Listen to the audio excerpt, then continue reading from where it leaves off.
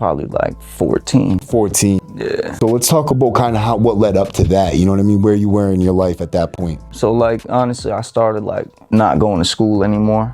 Like on my own, like without, I guess you could say, permission. Yeah. Probably like 13, you know what I mean? So they put me on like that child in need of services. So I was on that, and then I went on the run from my PO because they were trying to send me to Harvard Street DY.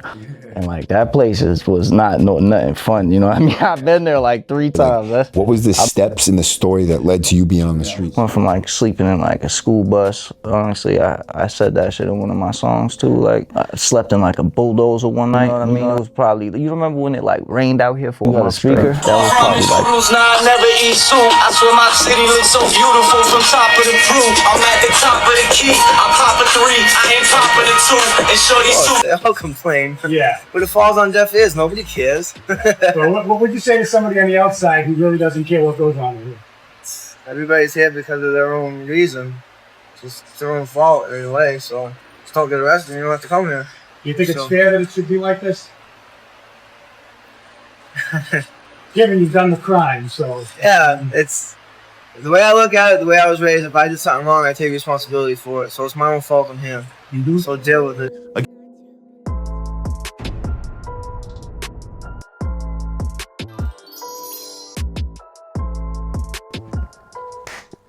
Welcome back to the W number tonight, guys. We got a good guest here, man. Just tell us your name and where you're from. We all from all over Boston, man. Malden, Everett, Chelsea, Somerville, you know, Dorchester, Roxbury a little bit, Brookline, Cambridge. Where were you born? Born at Boston, Mass General. Where was like your childhood home, like your original home? The first house I lived in, we was in Revere. And did you live with your mom and dad? Nah, just my mom. Okay, and how was your relationship with your mom? Did you have brothers and sisters? So my brother, she kicked him out when he was like 12. And he went to go live with his dad. And my sister, she wasn't born till I was like 6 or something like that, 5. So it was just me and my mom for a good amount of time. And did you guys get along? Or? Not really, to be honest. Me and my mom kind of argued a lot, you know. And it kind of just spiraled into my adulthood. And did you live at home for your entire childhood years? Or? Nah, honestly. You know, she sent me to started off with her sending me to a program when I was like 7, you know what I mean, 8. But I lit the house on fire by accident, you know. But that's what happens when you leave lighters and shit around little kids, bro. Like, what you expected? That's not my fault. So you lit your house on fire and your mom sent you to a program? Yeah. I think it was called, like, Wayside or something like that. I don't know. It was a long time ago, bro. But I was there for probably, like, a year, you know, and then I came back home to my mom's house, you know. Obviously, she was doing better because she ain't got no kids to take care of. But I was probably back home for probably, like, 6 months, and then we got evicted. You know, and then we had to live in a shelter in Cambridge. Damn. So you lived with your mom in the shelter? Mom and my little sister, too. So what was that? How did that, like, impact you? What was that like growing up, living in a shelter, just being unstable and shit? Honestly, it was hard, man. And, like, before we got evicted, man, we had no power, no heat. No person or child should adapt to being homeless. It's not okay. It's hard times. They wake us up at 6:30 in the morning. I get my kids their clothing, get them ready. And then we head towards C-Tran bus and we head out to school. I don't think my youngest son understands the homelessness. All he knows is that he's cared for. He does not get the concept of being homeless. You know, no hot water, nothing like that. You know, there wasn't even like food like that. I was eating like ramen noodles for every meal. And like, I remember sleeping in the bathtub with blankets and shit, because it's like, we in Boston, bro. It gets to like -10 degrees sometimes. The sub-zero temperatures pose a deadly risk to the local homeless population, and the situation is especially dire. So it definitely instilled a hustle in me. I'll tell you that much, just to never want to be going through something like that again. What was your mom like going through all this? Like, what kind of person is she? Honestly, my mom's a good lady. She's definitely a caring, loving woman, but she's definitely struggled with a lot of addiction and stuff like that. My whole family's pretty much struggled with addiction their whole lives. Damn, I mean, what kind of addiction did your mother struggle with, if you don't mind me asking? I mean, at first, it was like she was like an alcoholic, you know, and that was probably when I was like 4 or 5, you know. I could just remember going to the alcohol store with her every single day, you know what I mean? And then it kind of turned into like finding crack pipes in the drawers, you know, like every kid goes through their parents' drawers and stuff to try to see what you could find, you know what I mean? As a kid, I was not expecting to see a pill bottle with a pen stuck through it and stuff like that, you know what I mean? So, did you ever like see your mom smoking crack or have any idea she was doing it before that? Honestly, she was good at hiding it from me. But like my mom, she was like 30. She had no teeth. You know what I mean? To the point where like Mass Health gave her dentures for free. You were basically growing up on the streets. Was that fair to say? Yeah. You grew up on the streets. Were you? And I remember you said that you were from like basically everywhere in Boston. Yeah. Explain how that happens. Were you from there as a kid, or were you, you know what I mean? Did you end up there as an adult? Like, where were you growing up? Like your teenage years? Like, what was going on with you? In my teenage years, probably like Everett, Malden, Somerville area, you know what I mean? Like, what age would you say when you first got introduced to drugs and crime? 11 was when I like first started smoking weed, you know what I mean? And then probably like I said, it spiraled pretty quickly, you know what I mean? When like nobody's really paying attention to what you're doing and stuff like that, you know? So like at first, probably like 7 to 11, we was living in Chelsea. At that time, like Chelsea was kind of crazy, you know what I mean? Like there was probably shootings on my street twice a week, 3 times a week, you know what I mean? I remember one time I was chilling outside, it was the middle of summer, you know what I mean? And my mom used to leave us with the lady across the street, like a Spanish lady. I remember her sister used to be beautiful. It's like Shorty Bianca. I'll never forget that. But so she used to leave me and my little sister over there because like to play with the other kids and stuff like that. And one day they came down through my block spraying like an automatic, you know what I'm saying? And they left my little sister outside. Like the lady that was babysitting us, they got all of us inside. And I remember like looking around, like looking for my little sister and hearing like the gunshots going off. And it's like, that type of stuff is like, I would never want my kids to go through that. You know what I mean? How did it affect you? That put so much fear into me, you know, to even like, I think about it like this.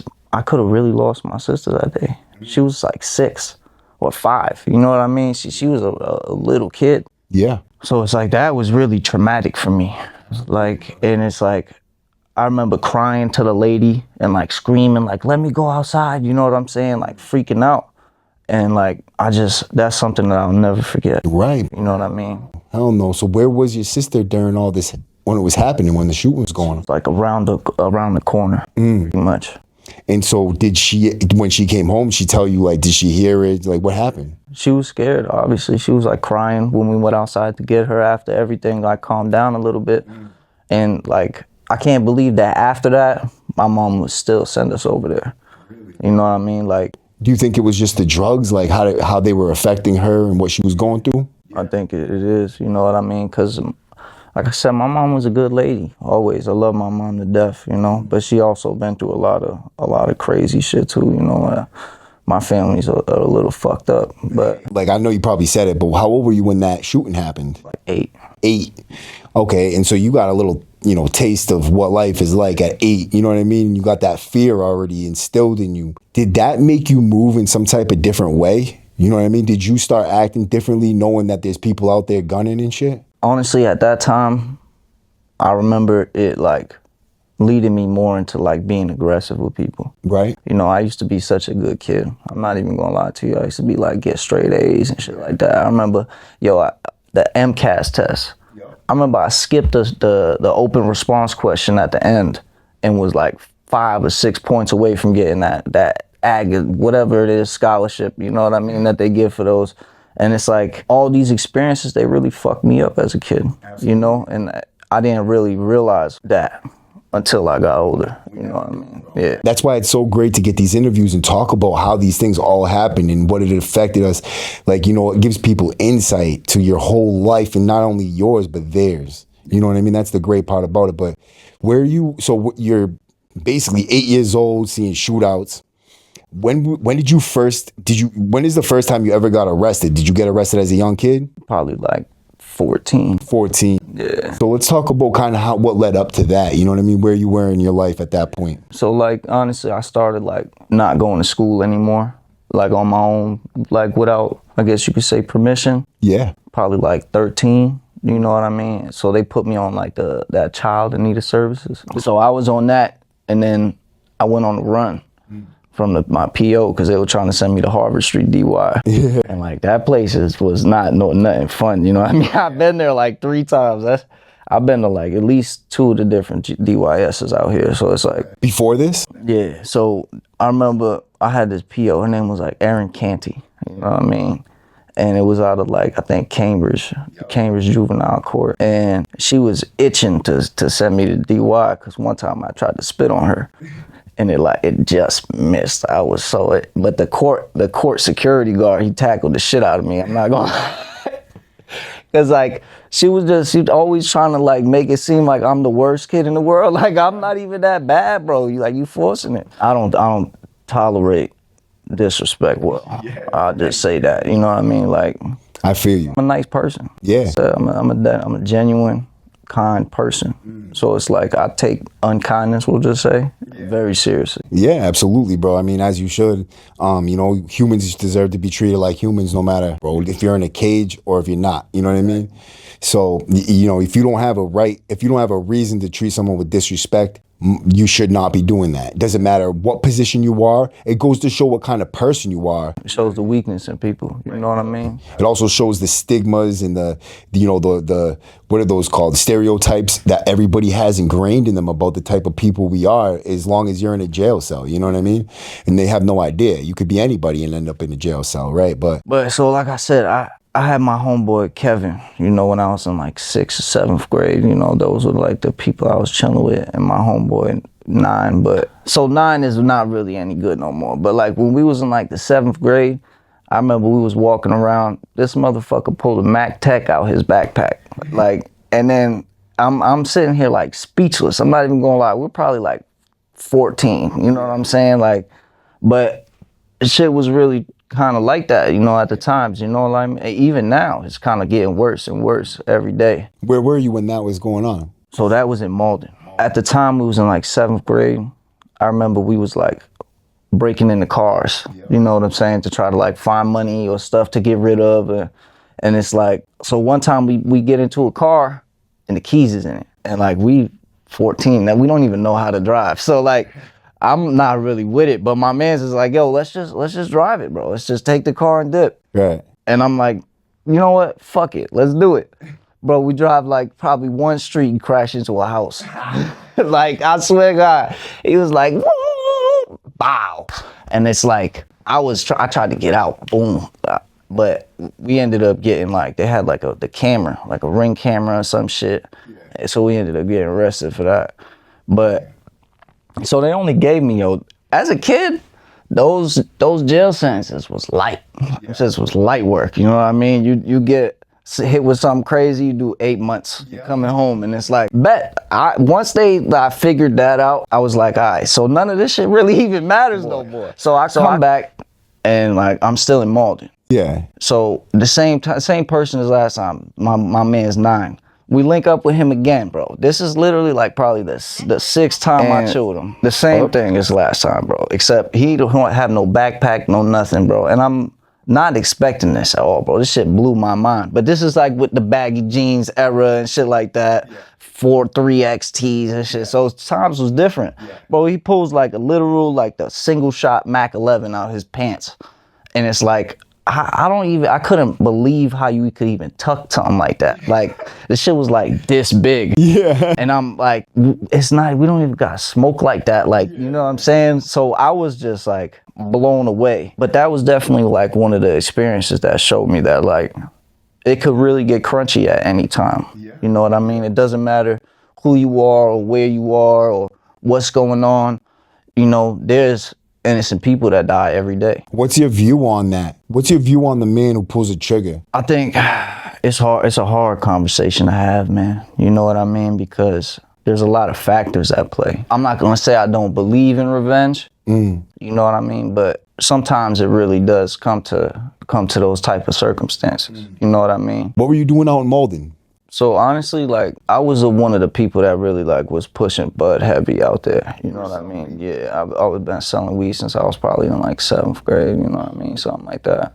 Started off light. Like, I remember walking home. This is how it started. I'm walking home from school in the 7th or 8th grade. I can't remember exactly which. But so, and me and my mans are smoking a blunt. I remember this big fat Spanish dude. He's like, yo, come here. I'm like, the fuck?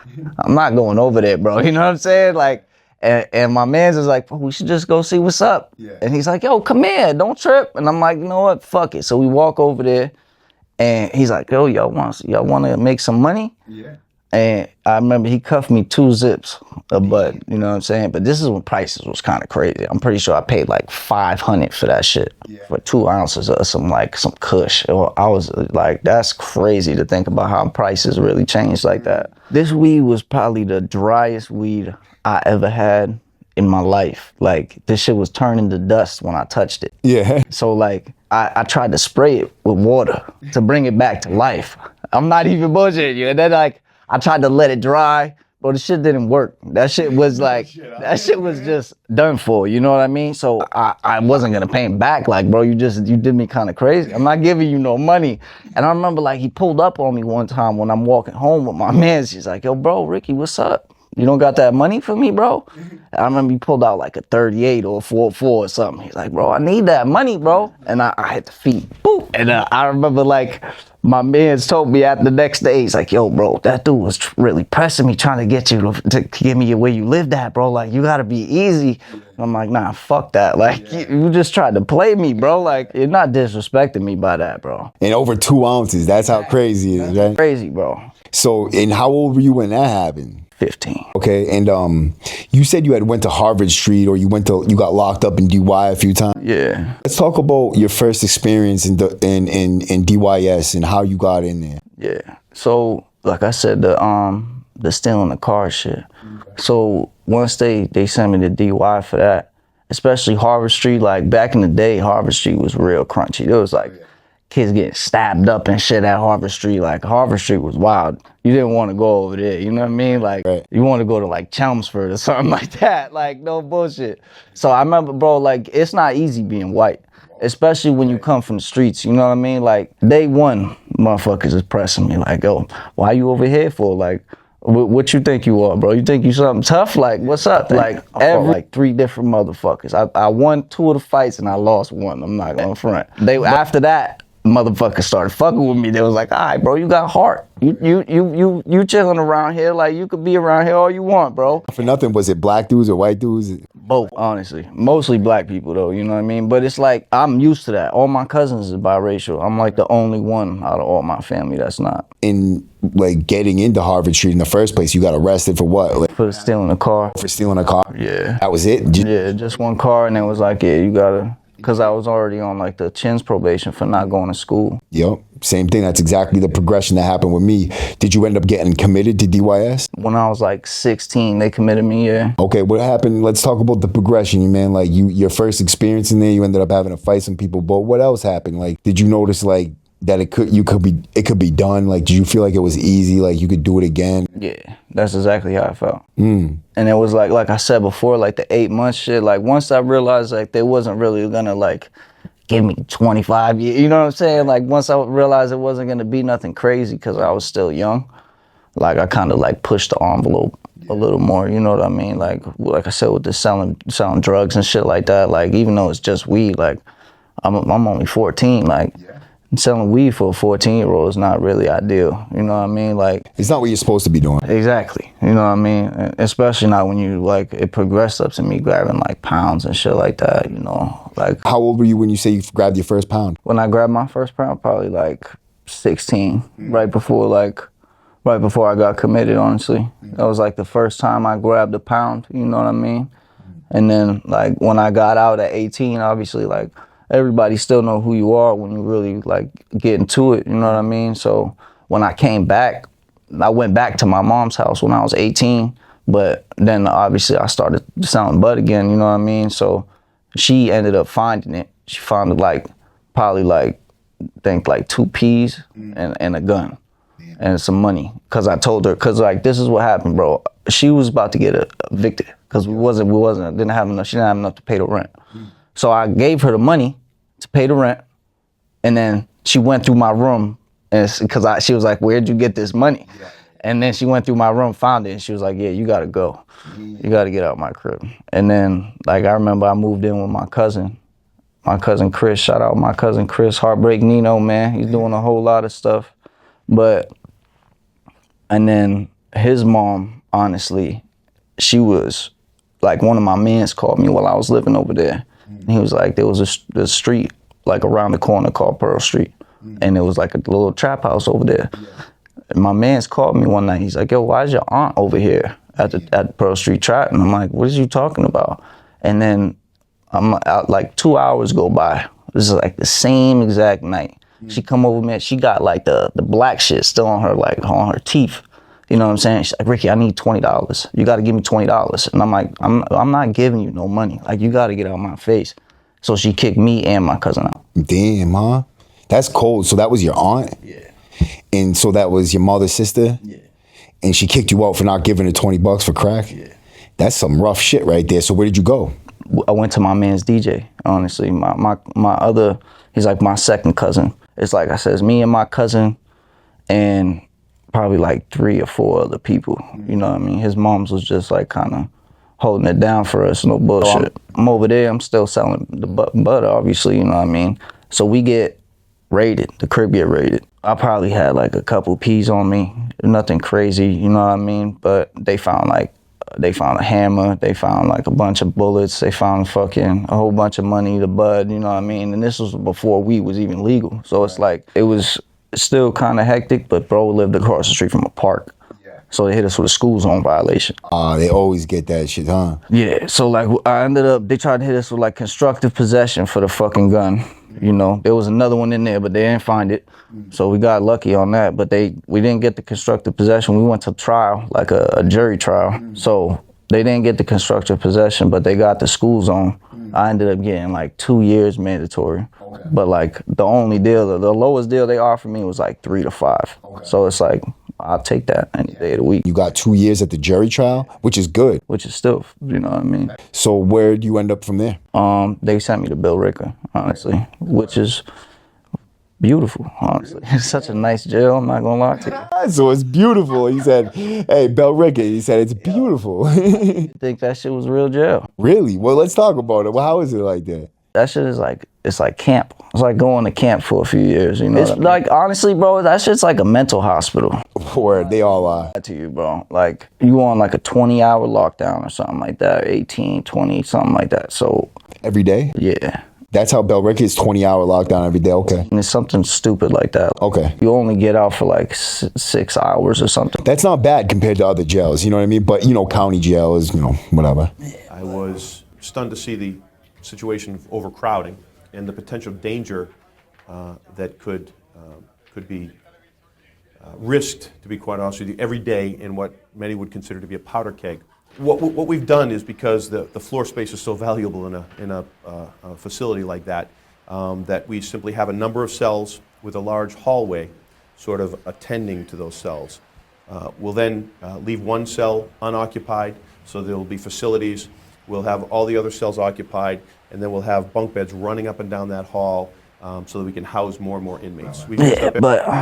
So you don't really, there's not like any like on the block time, you know what I'm saying? You're not really on the cell block at all. You're not on the unit. Really, dude? You know what I'm saying? Like, you can't even really get K2 in there. No? So it's like, that shit was garbage. Yeah. Hot garbage. So you do 2 years in Bell Ricker, mandatory? Yeah.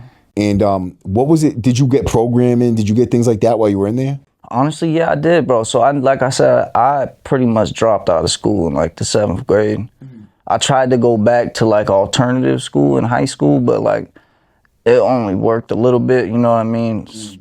So I really didn't go back to school, you know what I mean? So I never got my GED. Mm-hmm. I mean, my high school diploma.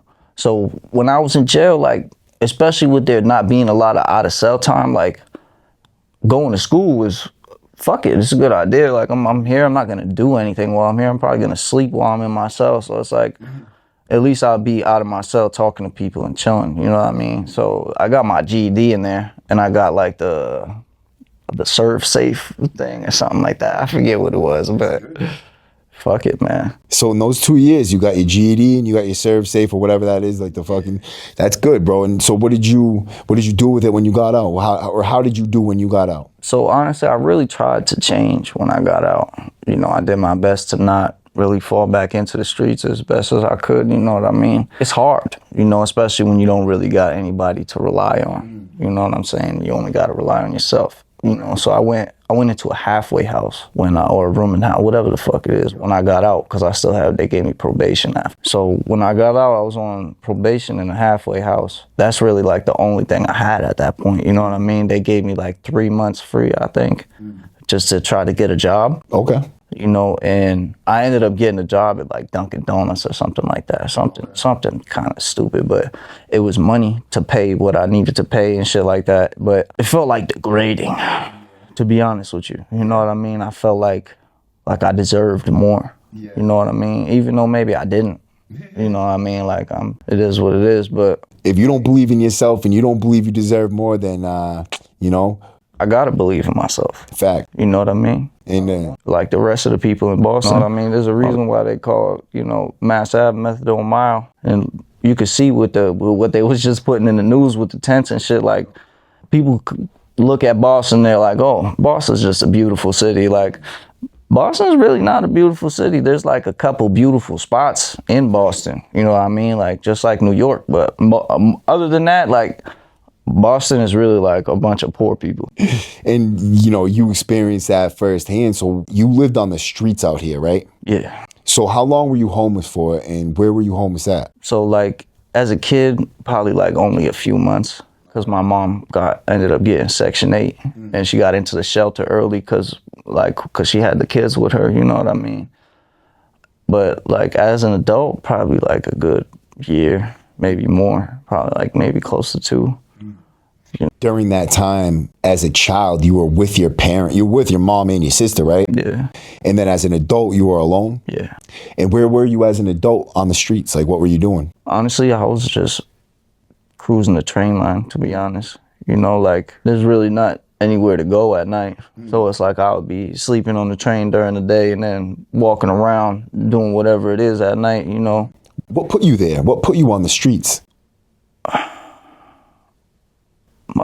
Money. But how? How did you not have enough? Why couldn't you get it? Like, what was the issue altogether? Like, what was the steps in the story that led to you being on the streets? Went from like sleeping in like a school bus. Honestly, I said that shit in one of my songs too. Like, I slept in like a bulldozer one night. You know what I mean? It was probably, you remember when it like rained out here for a month straight? That was probably like 5, maybe not more than that, probably like 10 years ago. It literally rained out here for a month straight. And I slept in this fucking bulldozer at the park because they stopped all the construction.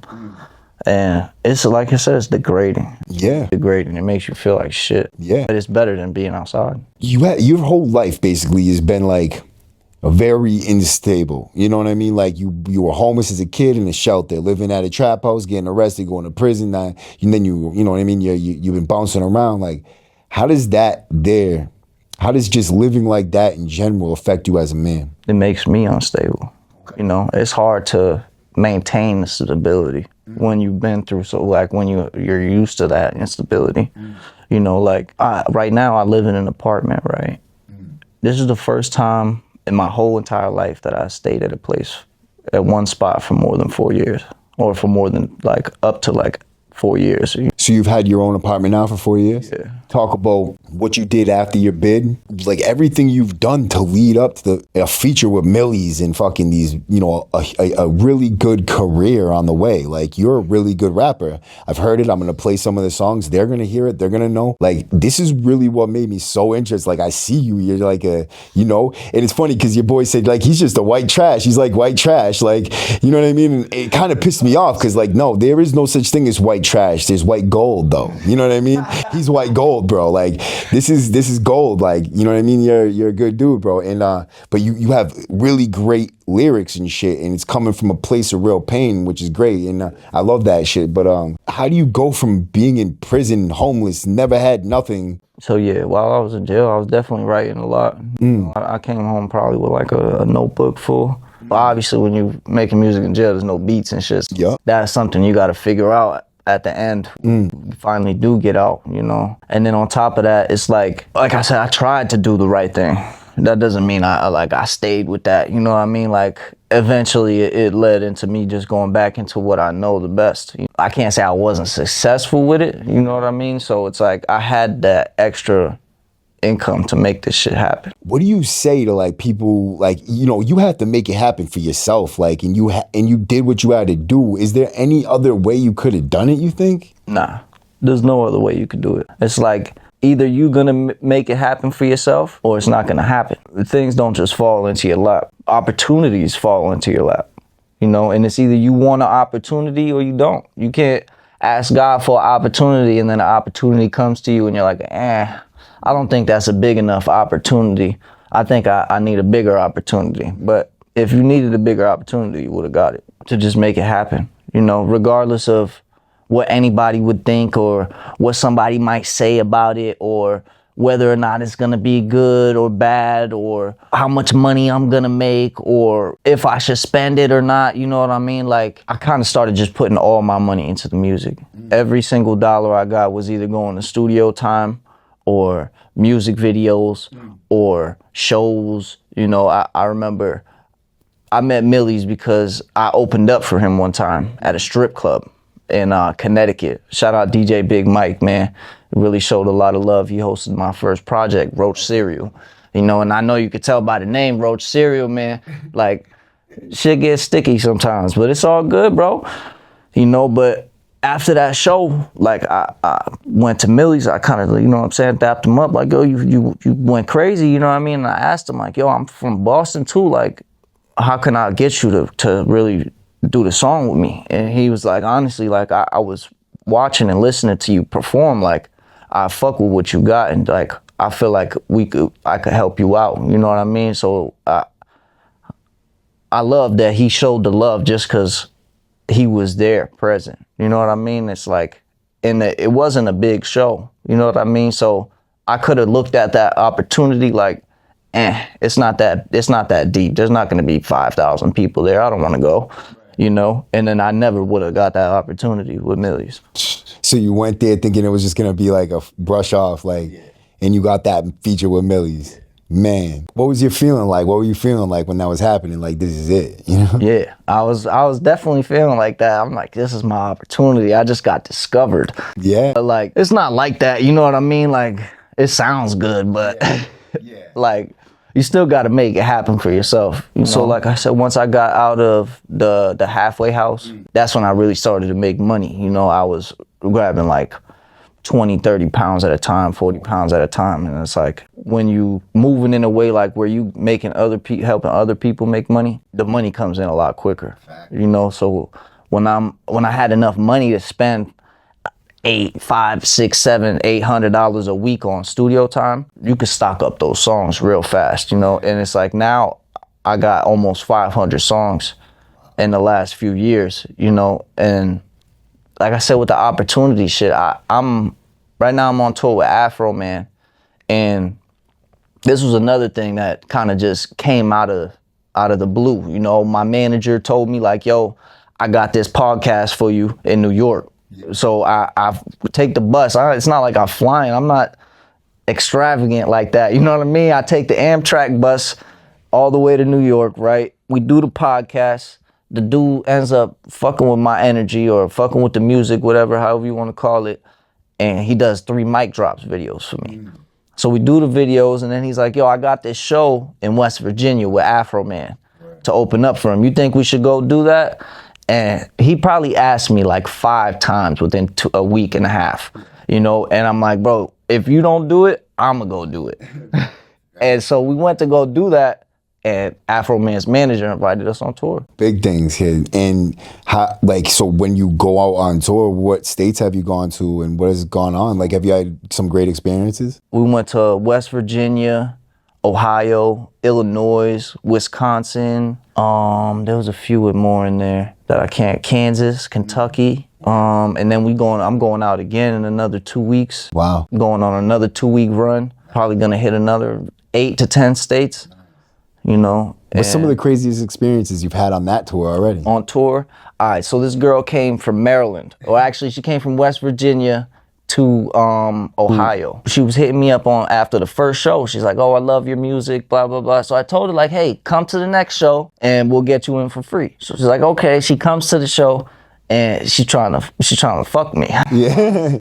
But to have somebody come like 2 states away to watch you perform or even to have sex with you, like, there's guys that go 2 states away to get some pussy and they still don't get it. Yeah. This girl came 2 states to me.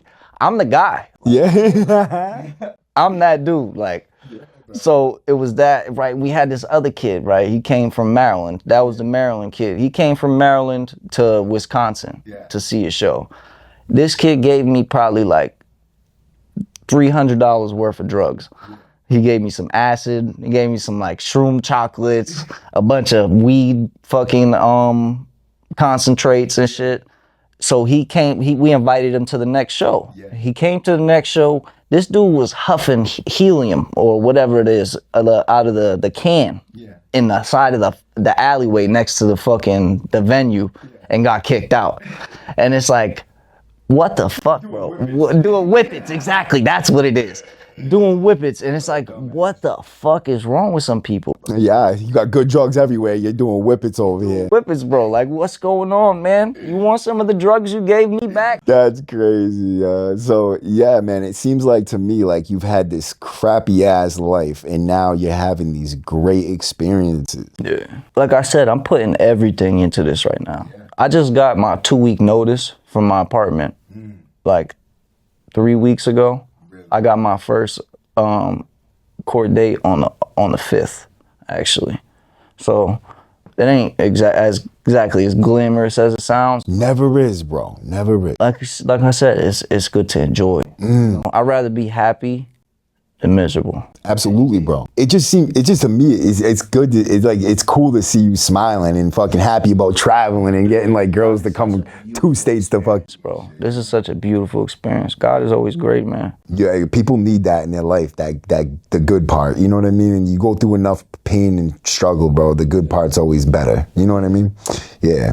But I appreciate you coming up here, man. Is there anything else you would like to share and just tell anybody? Like, Ready? I got a good story for you. Yeah, let's hear it. I remember a few years ago on the the tire stops in the parking lots. Yeah. I had felt back, hit the back of my head on it, and then I didn't know I had a concussion, so I went to sleep. I didn't know you're not supposed to go to sleep after you get a concussion. So I had a seizure when I went to sleep. Woke up in the hospital, and they just told me like, oh, you had a seizure, everything's fine, sent me home. So probably like 6 months later, I go to the dentist. And I had an abscessed tooth. So he's like, yo, you need to take these antibiotics before I can pull the tooth out, or it's gonna spread the infection. So I take the antibiotics. I ask my doctor first. I'm like, yo, are these not gonna like fuck me up, right? It's not gonna make me have another seizure. And he's like, nah, go for it, you're good. So I take the antibiotics. I'm driving. It's funny how we in Central Square right now, because I'm driving through Central Square and I have a seizure while I'm driving. Yo, my car had no airbags at the time. Had no airbags. I don't wear a seatbelt. I don't think really many people do, but so I crash into a building, drive through a bus stop and smash into a tree, right? And I almost like flew out the windshield, but I hit my face off the steering wheel. And it's like, at any point in time, that could have happened on the highway. And I would be dead right now. It's like you said, God is part of everything. He's all, and he knows what might make you think about things a different way. And did it make you think about things a different way? Yeah, it made me realize that life is not guaranteed. You could die at any second. So if you could die at any second, would you rather be happy when you die or miserable? That just gave me chills. You know what I mean? Like imagine, you know, we'll say this guy named Ben. There's this guy named Ben. He's walking around every day, super happy. Now, he goes through some stuff, has to go do this or that, and he realizes that he's not doing what actually is gonna make him happy. So he gets depressed. Now Ben, he's walking around depressed. He decides to quit his job. The next day he starts, you know, doing what makes him happy, and then he dies. Imagine if he didn't quit his job and he was there miserable, and then he died the next day without being able to get happy. Right. That's terrible. Yeah, dude. It's fate is a funny thing. It's a fickle thing, bro. And you know, I'm glad you weren't on the highway, not for nothing. You know what I mean? But you know, God's got plans, bro, for everybody. And this was destined before it even happened. You know what I mean? The outcome, I feel like, is, I don't even know, man. It's destiny, bro. It's like fate. Things happen for a reason all along the way. Even the littlest things, the worst things could be the best things. And the best things can just be the worst. You know what I mean? We don't know it until the outcome, until the end. You know what I mean? Until the result of what happens. You know what I mean? But it's like, you just got to have faith the whole way through. You know what I mean? That's going to work out. And I think it is, bro. But you had, this is something that gave you epilepsy, right? Yeah. So you developed epilepsy from the infection. Yeah. And whatever happened from that? They took my license away.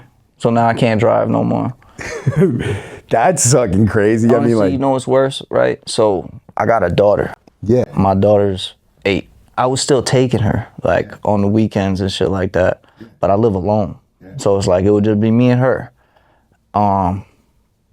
Let's say 7 months ago, she was there with me. I'm there by myself. I had a seizure while she was there.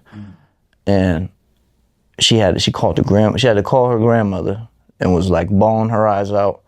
And that's probably the worst thing about it is knowing that, like, what if I was cooking something, or like somehow something caught on fire, or something went wrong at all, you know what I mean? And because I smoke a lot, you know, imagine I'm on the couch and that shit happens and the fucking blunt goes into the couch and it lights on fire. Yeah.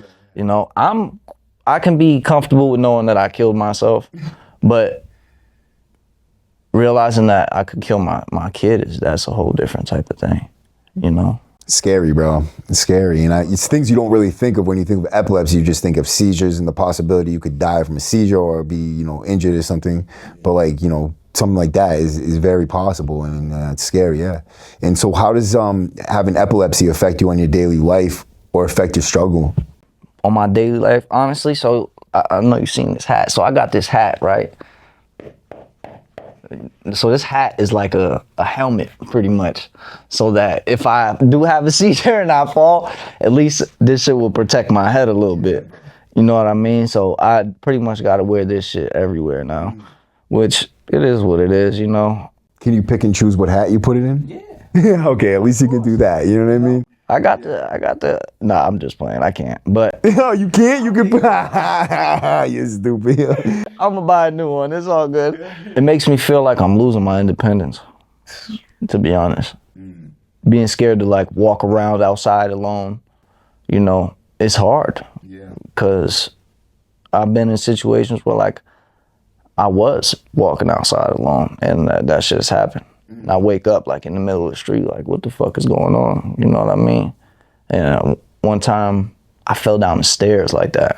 I was, like, at the top of the stairs, walking down the stairs, and, like, I smashed my fucking eye, almost fractured my eye on the end of the stair. You know what I mean? And I fucking gave myself a concussion, falling down the stairs because I had a seizure. And so how long has it been that you've been living with this? Probably like 5 years now. 5 years, bro. And how has this last 5 years been different from the rest of your life? Like I said, it made me realize that everything isn't guaranteed. Every day isn't guaranteed. I feel like I've been focusing more on the now than the later. Really? So has it done, would you say that it's been kind of beneficial in a way? Yeah, I would definitely say that. There's two sides to every coin, you know what I mean? So it's like, I definitely feel like it has changed my way of thinking in a good way. but it's changed my reality in a bad way, if that makes sense. But my way of thinking can also change my reality in a good way. So it's a complicated thing, man. It's real complicated. I like you, buddy. For real, you're a good dude, bro. I really do. I appreciate you for coming up here today, for real. This is just it's a crazy story, bro. I'd like to get in a little deeper maybe on another one, maybe a live or do something else. I'm with that, bro. All right, man. Maybe give you like a little bit more of a chance to just kind of develop your story and think about all these things that happen and shit. And we'll talk about it some more, bro, because this is like a really good story, bro. It's crazy. This was all spur of the moment. You know what I mean? I came over here to do something else, and you ended up seeing the person I was doing it with, and then it kind of just developed into that. Like, you know, I almost didn't even come back and talk to you for that second time. You know what I mean? If I wouldn't have came back over here to ask you like what was up with it, we wouldn't even be in here right now. And I had a whole nother video planned. I was gonna do something else, and then I heard that rap with Millyz and you, and I was like, damn, that shit is fucking tough. Let's play that. You got that? You got a speaker? Noodles, nah, I never eat soup. I swear my city looks so beautiful from top of the crew. I'm at the top of the key. I'm popping 3. I ain't popping the 2. And shorty super bad. You see the way she popping it, dude. Macarena diamonds dancing flawless stone. Yeah, spent a fortune on security till my dogs is home again. Isolated in this foreign car alone. Think about times that I ain't have it. Make it die to distract.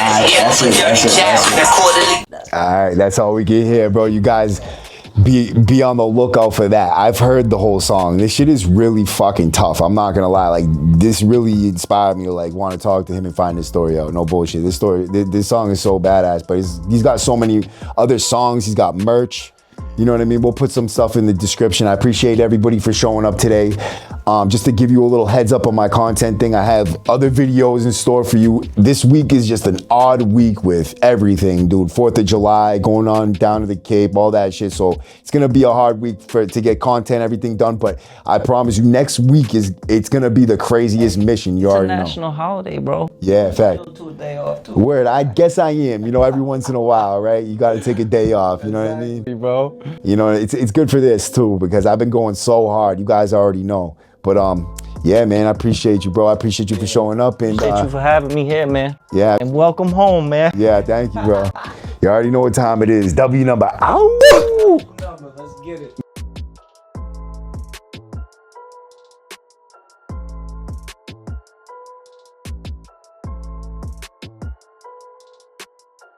More and more inmates. We've used up every inch of floor space up there, at one point populating the chapel with inmates during our most significant overcrowding periods. When we again get up to a higher number and we don't have enough bed space, we put out what we call boats. They're these plastic containers. Once it becomes overcrowded, that's laid on the floor with a mattress, and they sleep. That's how they sleep at night due to the overcrowding. When you get to live with people for so long, like I've lived with some of these guys for a couple months now, it becomes a weird big family, truthfully. You just learn to get along, you know what bothers the other person, you know what doesn't bother them. So you just learn to live together. A unit that you described the size of someone's large living room, and 30 men in 15 bunks running up and down the right side and up and down the left side, with perhaps 3 feet between the ends of the bunks. And that's the entire unit, except for a small area for the facilities down the end. I don't know how they do it, because I feel claustrophobic just visiting there for a period of time. I'm not in there 24 hours a day. Of course, they all complain. Yeah. But it falls on deaf ears, nobody cares. So what would you say to somebody on the outside who really doesn't care what goes on here? Everybody's here because of their own reason. It's their own fault in a way, so just don't get arrested and you don't have to come here. Do you think it's fair that it should be like this? Given you've done the crime, so... Yeah, it's... The way I look at it, the way I was raised, if I did something wrong, I take responsibility for it. So it's my own fault from him. So deal with it. Again, this goes to show you the difficulty and the challenges that are presented in corrections pretty much everywhere nowadays. Really, again, the amazing work of corrections officers that manage an overcrowding of this nature with some of the worst criminals in the state and around the country. So we are simply always overcrowded and always pushing excess population outside of that building, because, again, that building could be very dangerous with too much overcrowding.